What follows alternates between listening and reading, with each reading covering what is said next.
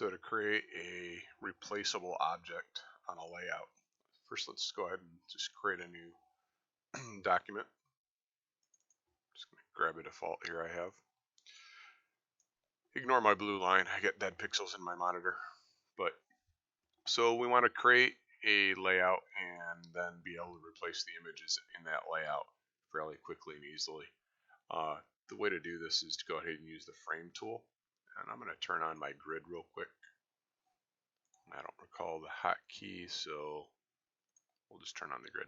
So this way I can draw my frame and it snaps. So let's say the first one I want to do is a landscape. You see it creates a layer. And then I'm going to go ahead and do a portrait. And we'll just do a square. So I have these three layers.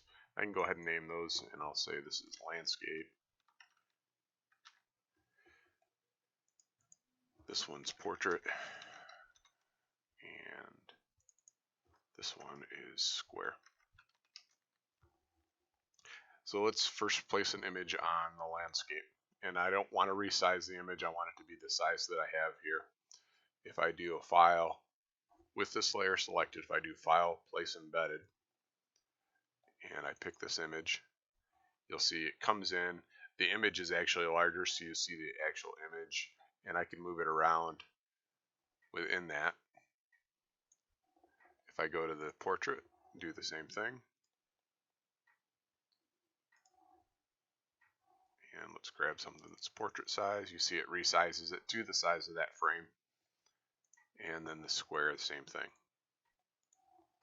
And we'll grab this guy. So with that done, let me go ahead and turn off my grid. Any one of these I can replace very easily. Let's say on this square I don't want those bull rider. I then go to Layer, Smart Object, Replace Contents. And maybe I want it this eagle instead. That eagles are very small, so that's not a good example. So we'll go, that's alright, replace contents. Maybe I wanted this bull rider instead.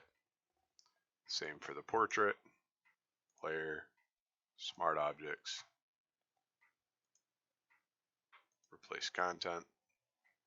And instead of that girl, let's say I wanted this dancer. And then lastly, this landscape, I want to replace it. I believe if I do this, I can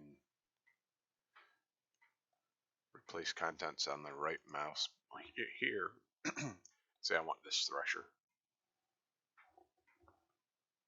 So I think this solves the problem that you were looking for. It's just a little different setup to begin with by using the frame. And the frame again is found here in your dialog.